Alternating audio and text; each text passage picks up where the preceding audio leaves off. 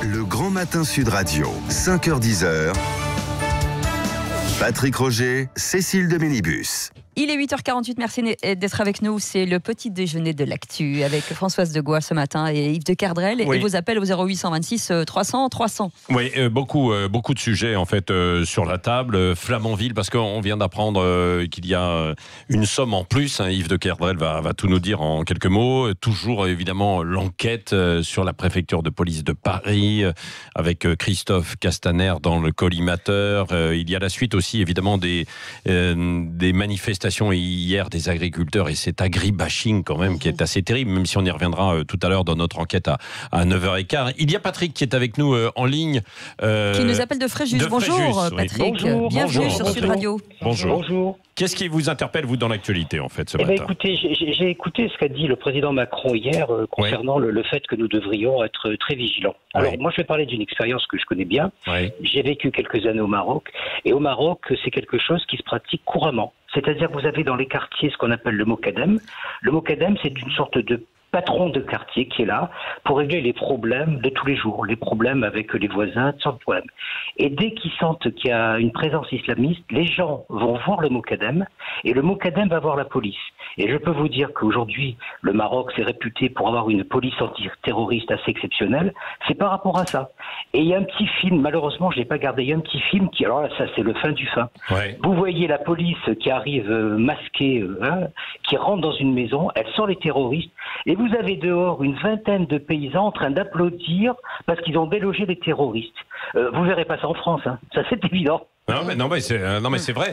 Françoise Degois, restez avec nous en ligne, Patrick. C'est un bon sujet évidemment et une bonne illustration. Patrick, merci c'est Françoise Degois, merci de cet exemple. Je voulais juste dire, je connais très bien le Maroc, notamment Casablanca, et qui a un vrai problème avec l'islamisme radical. Effectivement, le principe du mokadem fonctionne bien. La police royale est très efficace, elle l'est même parfois trop. On est quand même à la limite d'un régime autoritaire, même s'il y a tous les ingrédients de la démocratie en apparence. Je veux dire par là que le Maroc a énormément de problèmes à contenir la poussée islamiste. D'ailleurs, tant et si bien que Mohamed VI a demandé à toutes les écoles soufis de s'appuyer sur les soufis pour s'y mettre. On en parlait avec Elisabeth Lévy la semaine dernière, le soufisme au Sénégal, le soufisme également au Maroc. Mais derrière ce tableau idyllique que vous dressez, il y a un problème au Maroc qui est difficilement endiguable. C'est la poussée de l'islam radical, véritablement. Ça fonctionne. Alors cette vidéo, elle est géniale. Tout le monde l'a vu, etc. Mais ça, c'est un tableau idéal. La poussée est réelle. Il y a des choses qui se sont passées au Maroc qui sont passées complètement inaperçues. Mais par exemple, l'an dernier, c'est la première fois qu'un cimetière juif, vous savez à quel point la communauté juive et marocaine, sur le papier, sont liées. C'est la première fois qu'un cimetière juif était profané avec des inscriptions de Daesh. C'est évidemment, il y a eu un blackout total au niveau de l'information du Maroc. Mais le Maroc est en prise également avec la poussée de l'islam radical. C'est quelque chose auquel, malgré tout, le souverain des croyants sunnites, c'est-à-dire le roi du Maroc, ne peut pas échapper. Oui, Yves de Kerdrel. Sur le Maroc, j'y vais régulièrement à Agadir. Il y a 20 ans, il n'y avait pas une femme voilée. Absolument. Pas une femme voilée à Agadir. Maintenant, elles sont quasiment toutes voilées sur la grande promenade qui longe la très grande plage d'Agadir. Et malgré tout, pour positiver un petit peu, le Maroc tient bon et il faut l'aider. Il faut que nous l'aidions aussi. Mais grâce un peu à ces comités, alors un peu de quartier, comme le dit Patrick. C'est pas simplement, c'est l'éducation au roi. Oui, il faut quand même dire que c'est l'éducation au roi. Ça remonte jusqu'au roi. Ça remonte, c'est dans les... Mais Patrick, qui est toujours en ligne avec nous. Vous êtes d'accord, Patrick, avec ce que je dis ou pas? Oui, mais bien sûr, madame. Je vois que vous connaissez, moi je suis resté 10 ans au Maroc. Je vais vous dire, je suis parti parce que je voyais bien la montée de l'islamisme. Ça commençait, franchement, puis vous avez dit quelque chose, moi je suis juif. En tant que juif, j'allais au Maroc parce que je voulais un petit peu voir. Mais bon, et puis je suis pied noir, donc et puis j'habite à Fréjus, donc vous voyez, il y a tout un ensemble qui fait que. Mais je comprends très bien. Quelle est la finalité de tout ça? Pourquoi j'ai parlé du Maroc? C'est parce que derrière il y a la protection du roi. Bon, le roi, madame de quoi? Vous savez ce que c'est le roi pour eux? Et puis il y a l'argent. Ils sont payés. Et qu'est-ce qu'a été, le roi Et qu'est-ce qu'a été le roi aussi pour la communauté juive? Je rappelle que Mohamed V est celui il a été exceptionnel. Le père d'Hassan. On va pas passer notre temps non plus sur le Maroc pour revenir quand même à la France. Ce que vous vouliez dire. Voilà, ce que je veux dire, c'est que on ne pourra, écoutez, franchement, on va dire la vérité, vous n'allez pas imaginer des gens dans une cité, je suis un ancien Lyonnais, qui vont être à Vénissieux avant, là, tout ça, appeler la police pour dire il y a des choses. Ça n'existe pas. Vous savez, la communauté musulmane, je la connais par cœur, je la connais bien. C'est les trois sages. Hein. Je vois pas, je regarde pas, je parle pas. Voilà. Une fois qu'on a dit ça, c'est je suis chez moi, débrouillez-vous, je suis pas un violent, je suis pas un terroriste, mais ne mêlez pas vos histoires. Et on n'avancera pas avec eux. Non, mais il peut y avoir aussi la crainte de représailles, quoi, bien sûr. Évidemment. Bien sûr. Non, mais ce que je veux dire, c'est que cette communauté musulmane, c'est une communauté dans ses gènes qui ne veut s'occuper de rien du tout. Elle n'est pas violente, bien sûr qu'elle peut être violente, mais quand il y a un problème, ils ferment les yeux, ils s'enferment, ils veulent pas voir. Donc, à part la communauté musulmane qui vit à côté de futurs terroristes, c'est compliqué. Hein. Très compliqué. Hein. Je vous trouve assez dur, Patrick. C'est dur parce qu'il y en a qui dénoncent quand même. Non, je vous trouve assez dur parce que vous parlez. J'entends ce que vous dites, mais d'abord parce qu'il n'y a pas de communauté musulmane, il y a une communauté nationale française. Déjà, ça c'est le premier point. Après, vous avez des citoyens de confession musulmane, et je pense en plus que les mœurs ont changé. Je pense que là, vous parlez de la génération qui est arrivée, qui bossait, qui voulait absolument s'intégrer, qui voulait pas d'histoire, qui a complètement accepté les lois de la République. Après, vous avez la deuxième et la troisième génération. Il y a une partie de cette deuxième et troisième génération qui évidemment vit mal la délinquance, etc. Mais vous avez une majorité de cette deuxième et troisième génération qui se retrouvent dans les grands corps de la société, qui sont ingénieurs, médecins, même cadres moyens, etc. Et cette communauté-là, eh bien, elle parle et elle est pas silencieuse. Elle aussi, elle ne veut pas être amalgamée à quatre tarés radicalisés qui foutent le bordel dans ce pays. Vous comprenez ce que je veux dire? Moi, je pense que dire la communauté musulmane, elle est vivante et elle a un point de vue et je pense qu'elle va le défendre. Et dont certains, on parle de Monsieur Harpon, ne viennent pas de l'islam, se sont convertis. Absolument. Non mais bien sûr. C'était le cas de beaucoup des récents attentats terroristes. Bon, donc pour conclure peut-être sur ce chapitre, Patrick, vous pensez que Emmanuel Macron a lancé cet appel de création d'une société de vigilance.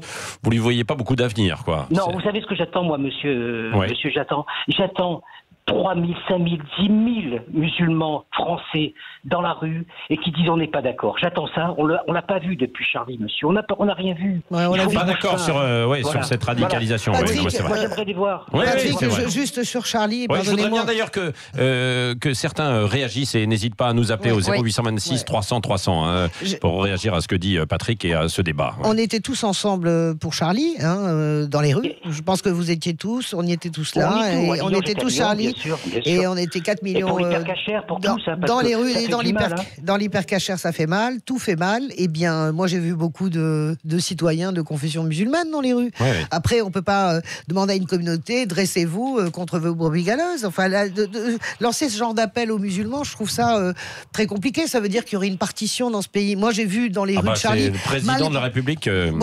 L'ancien président qui en a parlé. Là, je veux dire par là, j'ai mon sentiment quand même, cette idée qui dit que les banlieues n'étaient pas dans la rue, c'est pas vrai. Les banlieues, elles étaient dans la rue pour Charlie. Non, mais pas les banlieues, pas ceux qui tiennent les murs, pas les types qui font du trafic de drogue, qui s'en foutent pas mal. Mais il y avait des représentants de la communauté musulmane et il y avait des citoyens d'origine et de confession musulmane dans les rues. Faut arrêter de penser que ce pays est coupé en deux avec d'un côté les musulmans et le reste du monde. C'est pas vrai, ça. Merci Patrick. Merci de nous avoir appelés. Vous pouvez merci continuer Françoise, Yves de Kerdrel. Dans un instant, on va continuer le débat jusqu'à 9h15. Avant notre question du jour, veut-on encore d'agriculteurs en France, des agriculteurs qui ont dénoncé hier un agribashing? Restez avec nous, 8h57, c'est le Grand Matin Sud Radio.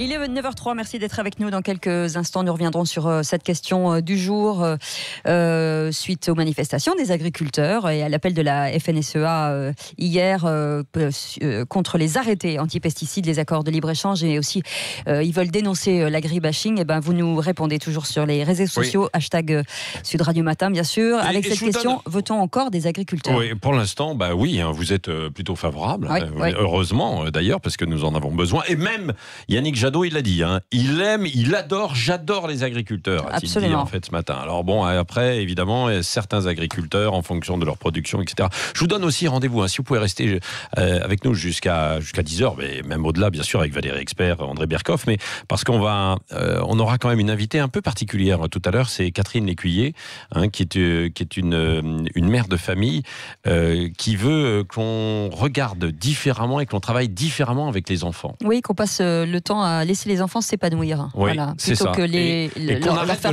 des trucs toute la journée. Oui, toute la journée, et puis qu'on quitte un petit peu évidemment aussi les écrans. Les écrans. Voilà, tout de suite. Et on est de toute façon avec Françoise de Gois et Yves de Cardrel ce matin. Oui, absolument. Et puis là, nous avons Christian qui nous appelle d'Anglette. Bonjour Christian, bienvenue sur Sud Radio. Merci, bonjour à vous. Oui, bonjour Christian. Bonjour. Qu'est-ce qui vous interpelle, vous, dans l'actualité, en fait, ce matin? Là, je vais vous donner un truc qui est sympa.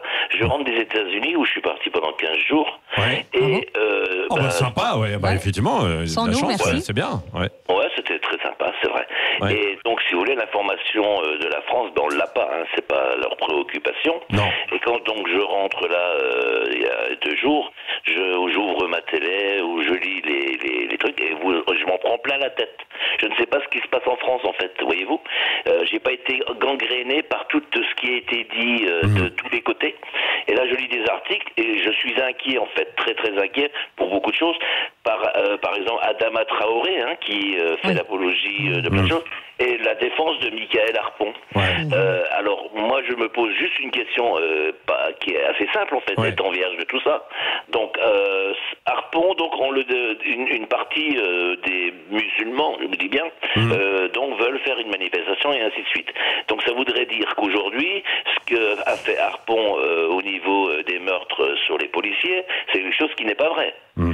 D'accord, le mec il n'est pas musulman, en fait c'est une manipulation macroniste où quand on entend, alors j'essaye de remettre tout dans le Castaner, le mec comme d'habitude il s'en met les pédales parce qu'il veut faire de la communication politique et comme d'hab il a les pieds dans la ficelle, là il se reprend et machin, et ce qui est marrant c'est la première fois que ça m'arrive, je tombe sur tout ça, je suis vierge de tout ça et je me dis mais purée, mais quel bordel. Ouais. Si vous ajoutez en fait l'ensemble des manifestations qui existent, etc., Extinction Rébellion, etc., et donc c'est vrai que ça ajoute à la cacophonie. Alors c'est vrai que sur Adama Traoré, Christian, restez avec nous, il y a Françoise de Gois et Yves de Cardrel aussi. Alors ça attention, ce sont pas une partie des musulmans, c'est Adama cette Traoré. personne, Adama Traoré, je ne sais pas, candidat de pas grand-chose, il a été candidat des banlieues lors des européennes, il a fait un flop total, et c'est vrai que il fait un appel, c'est pas sûr que ce soit suivi. Il lance un appel, mais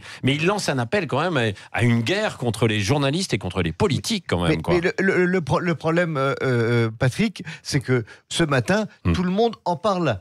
Tout le monde en parle. Il ne faudrait pas en parler.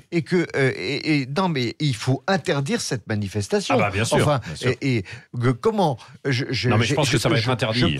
Je prends rarement mon inspiration dans les propos de Madame Le Pen, mais elle a 1000 fois raison quand elle dit que quelle est la crédibilité du président de la République lorsqu'il appelle à la guerre totale et à la vigilance contre l'islamisme hier, et quand aujourd'hui on laisse ce monsieur Traoré parler sur toutes les ondes. On vient de le voir. Pas sur toutes les ondes, mais c'est parce on vient de le voir à l'instant sur une télévision, sur un écran de télévision. Non, mais en fait c'est sa vidéo donc sur Facebook. Et en plus, monsieur Macron nous a doté d'un arsenal législatif qui permet au préfet fait d'interdire les manifestations qui attentent à l'ordre public. Là, c'est le cas précis. Non, mais il faut aller 100% d'accord avec Yves et aller encore plus loin. Adama Traoré, dans ses propos, il fait quasiment l'apologie d'un terroriste. Alors, Cécile de Mélibus, elle a raison, parce qu'on en discutait, c'est assez subtil, et dire on n'est pas formellement et légalement, Michael Harpon n'est pas encore considéré comme un terroriste. Mais c'est le parti entité. Non, mais il faut quand même, elle a raison, on est quand même dans l'état de droit. Mais la réalité, si vous voulez, c'est que même Adama Traoré est passible d'une punition, d'un jugement. On ne peut pas. Il y a son appel à la manif qui est absolument honteux, indécent et à gerber. Et là, il faut absolument qu'elle soit interdite. Je ne sais même pas si elle aura lieu d'ailleurs. Je pense que ce sera interdit. Mais lui-même, les propos toxiques. Vous vous rendez compte qu'il dit plus personne n'insultera jamais une religion du livre. Donc il y a apologie finalement d'un acte terroriste. Et là, je pense que ça vaut aussi sanction pénale. Il faut quand même aller. Là, pour le coup, moi j'ai aimé je suis pas le genre à faire des compliments à Macron, chacun le sait. J'ai bien aimé son discours hier. J'ai encore plus aimé, je crois, celui d'Édouard Philippe, qui était vraiment très régalien à l'Assemblée. C'était formidable. Mais là, pour le coup, il faut une radicalité républicaine. Et quid de Facebook qui laisse ce genre de vidéo sur son réseau social. 100%, très étonnant. Je suis désolé. On arrête, on verbalise les gilets jaunes qui vont sur les Champs-Élysées le samedi. Je demande à ce micro que si cette manifestation a lieu, toutes les personnes qui y vont, soient mises en garde à vue. Parce que c'est vraiment très grave. C'est très grave. Bon, alors, mais d'ailleurs, il y a une question. On s'est un peu interrogé nous-mêmes ce matin ici. Est-ce qu'on doit se faire l'écho aussi de ces propos, parce que c'est lui faire une publicité. C'est dénoncé aussi, Patrick. C'est dénoncé. Je pose en fait cette question. De toute façon, c'est parti sur Facebook. Et le président nous a appelé à un devoir de vigilance. Ça fait partie de ce devoir de vigilance. Christian, qu'est-ce que vous en pensez, vous ? Moi déjà, le journalisme en France est libre, n'est-ce pas ? Donc de toute façon, quelle que soit la situation qui existe, il faut en parler. C'est pas lui faire une pub, c'est que surtout se mettre au courant des gens qu'il y a des cinglés partout, n'est-ce pas ? Parce que si on rentre dans le silence de l'information, on retombe dans le déni. Vous avez raison, c'est dangereux. Dans le déni et surtout, nous dans retombons sur le régime de Gaulle où tout est contrôlé et les journalistes feront ce qu'on leur demandera. Donc ça, c'est la preuve en est qu'on n'en est pas là, puisque je peux vous parler librement sur votre radio. Donc non, il faut faire attention. Maintenant, il faut mettre un coup de pied dans la fourmilière. Vous savez quoi ? Je vais vous dire rapidement, parce que je sais qu'on a toujours très peu de temps.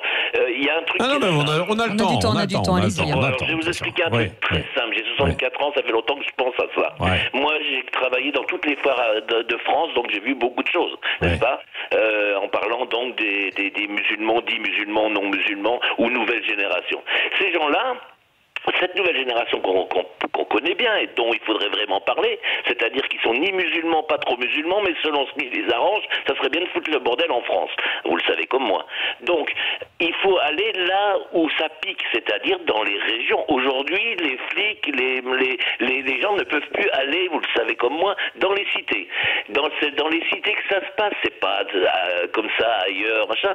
C'est dans les cités que ça se passe. Il faut absolument qu'on arrive à pénétrer ce genre de choses et à remettre les choses et remettre l'état de droit gentiment. Les musulmans, ils ont leur Coran, très bien, c'est respectable. Par contre, quand vous avez des morts, quand il y a eu le Bataclan, quand il y a eu toutes ces choses-là, il faut quand même se rappeler que par exemple à la Méno à Strasbourg, rappelez-vous, des gens, des centaines de personnes sont sortis dehors en criant à la Akbar, n'est-ce pas? Donc tout ça, il faut pas oublier qu'il y a une espèce de... Je me souviens plus, ça. C'était pourquoi ça? C'est une fake news. Non, pardonnez-moi, Christian. Non, les gens qui ont... Attendez, Françoise. Ce n'est pas des fake news, madame, parce que vous savez quoi? J'étais chez un ami à la Méno à Strasbourg, j'habite au Pays Basque, et moi, vous savez quoi, la fake news? Je l'ai vu avec mes yeux. Alors, je ne suis pas une fake news. J'ai vu ces gens-là dans la rue. Oui, ça a été peut-être amplifié. Vous ne pouvez pas dire qu'il y a des centaines de personnes qui sont sorties en chantant à la Wakba. Christian, vous ne pouvez pas dire des centaines. C'est pas possible. Vous ne pouvez pas dire ça. J'étais des centaines à Strasbourg, madame. J'étais sur un balcon avec mon ami. Vous les avez donc vus, les centaines dans la rue? Non, mais bien sûr. Pourquoi je ne suis pas un menteur? Non, bien sûr que non. Pourquoi je dirais des choses comme ça? Non, mais... J'ai aucune raison de dire des choses comme ça. Ok, bon, d'accord, mais on vous croit sur parole. Vous n'étiez pas là. En tout cas, vous êtes la seule personne qui a signalé ça. Vous êtes la seule personne qui a signalé ça. Il y a des gens Il y a des gens qui ont signalé. Il y a eu. Écoutez, moi je peux pas. On peut pas laisser. Non, on peut pas laisser dire des choses comme ça sur une antenne comme Sud Radio. Il y a des gens qui ont manifesté leur joie, c'est vrai, dans certaines cités, de façon ponctuelle et peut-être une dizaine de personnes. C'était microscopique et on l'a vu au moment du Bataclan. Vous pouvez pas arriver 5 ans après et nous expliquer que vous avez vu de vos yeux vus sur un balcon à Strasbourg des centaines de gens crier à la Wakba sous vos yeux. C'est pas possible, Christian. Ou alors vous exagérez, ou alors le journalisme français, est tellement nul que les journalistes de Strasbourg sont passés à côté de ça. Alors franchement, il y en a eu. Ça c'est vrai. Il y en a eu, mais des centaines, vous pouvez pas dire. Vous pouvez pas dire ça. Après des centaines, ça me paraît énorme quand même, non ? C'est beaucoup. Juste d'un mot sur Castaner, qui vous disiez, il pédale un peu dans la choucroute, quoi, en quelque sorte. Puisque pour rester en fait sur des termes alsaciens, quoi. Ça, le problème de Castaner, c'est qu'il a plus beaucoup de crédibilité. En même temps, moi, j'aime pas tirer sur les ambulances. Il a eu plein de les gilets jaunes à gérer, le type qui s'est noyé dans la Loire à Nantes, etc. Il y a eu plein de choses qui sont cet attentat, c'est pas lui qui est responsable de cet attentat. Faut remettre les choses, faut mettre l'église au milieu du village quand même. Donc il a un problème aujourd'hui de crédibilité, mais c'est pas lui qui est responsable. Oui. J'ai bien aimé Françoise Degois, il faisait allusion à la déclaration d'Édouard Philippe hier à l'Assemblée, qui a dit c'est moi qui suis responsable de tout. Oui. Et on a un Premier ministre qui est tout à fait appréciable, parce que justement il est responsable. Il assume la responsabilité. Oui, mais comme le disait tout à l'heure Yannick Jadot, qui était notre invité à 7h40, le leader des Verts, il ne rassure plus le ministre de l'Intérieur. Et quand on a quelqu'un au ministère de l'Intérieur, il doit, c'est vrai, en quelque sorte rassurer les Français. Parce que c'est le ministre de la Sécurité, Christophe Castaner. La réalité, c'est que, en fait, Christophe Castaner, depuis le début, n'a jamais rassuré. Les conditions même de la façon dont il a été nommé étaient déjà fragilisantes. Pendant des semaines, on a su que finalement, c'était pas le casting, c'était un casting par défaut. Donc déjà, quand il arrive à Beauvau, il est déjà fragilisé par le fait qu'il n'y a pas de désir de Castaner. Et puis, il y a la somme de ces incompétences. Moi, j'assume de le dire. La gestion des Gilets jaunes, elle est dramatique en termes de maintien de l'ordre. Après, on peut faire sauter un préfet si on a envie. La gestion de l'affaire Canichot, Steve Canichot, c'est terrible. Donc, Castaner, vous savez, on a eu des exemples de ministres de l'Intérieur dramatiques. Il y en a un, on pensait qu'on ne pourrait pas faire pire que lui, c'était Daniel Vaillant. Vous vous souvenez, le ministre de l'Intérieur de Jospin, qui lui a valu d'ailleurs en partie l'échec de 2002. Exactement. À cause de la politique sécuritaire. Là, Christophe Castaner, il n'est pas un bon ministre de l'Intérieur. Factuellement, il n'est pas responsable. Mais la réalité, c'est qu'il est tellement fragilisé que Macron peut faire des discours excellents, et c'était le cas hier, je le redis. Et Édouard Philippe est très fort dans la posture régalienne. Là, on sent que c'est toute l'école Juppé, d'une certaine manière, cette droite républicaine. C'était ça hier, Édouard Philippe. Mais quand même, ils peuvent pas passer Macron et Édouard Philippe la moitié de leur énergie à sauver le soldat Castaner. Parce que c'est ce qui est en train de se passer. Et finalement, Castaner focalise tellement les critiques qu'à un moment donné, on le lâche pas jusqu'au moment où on va le lâcher. Enfin, ça me paraît complètement évident, non, qu'on va lâcher Castaner. Non, c'est vrai que c'était la force de Nicolas Sarkozy lorsqu'il était ministre de l'Intérieur. Voilà. C'est qu'il incarnait un sentiment de sécurité. Valls, c'est pareil. Sentiment de sécurité. Cazeneuve, c'est pareil. Même si derrière le discours, même si derrière le Karcher, il n'y a jamais eu de Karcher. Je suis d'accord. Voilà. Et puis que derrière, on a eu de grandes manifestations aussi quand même. Et je regrette que Laurent Nunez, qui est quelqu'un d'extraordinaire, un très bon préfet, qui a été un très bon préfet de police à Marseille, ne soit qu'au second rang, alors que c'est vraiment un très bon professionnel de la sécurité. Ouais, enfin, sur Laurent Nunez, je suis d'accord. D'abord, il n'est pas politique. Deuxièmement, à l'époque des faits de Michael Harpin en 2015, c'est compliqué pour Laurent Nunez. Il était directeur de cabinet du préfet de police de Paris. Oui. Donc, à mon avis, c'est un peu compliqué de réhabiliter là d'un seul coup. Laurent Nunez peut pas être celui qui va remplacer Christophe Castaner. C'est quand même mon sentiment. Merci Françoise Degois. Merci Yves de Kerdrel. Merci Christian. Vous avez eu la parole assez longuement.